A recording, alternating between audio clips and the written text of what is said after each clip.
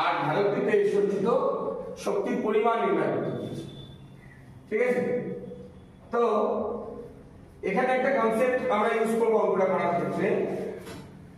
এখানে উৎস যেটা আছে, প্রবাহের উৎস যেটা আছে সেটা কিন্তু একটা ডিসি উৎস, মানে সমপ্রবাহ সৃষ্টিকারী উৎস।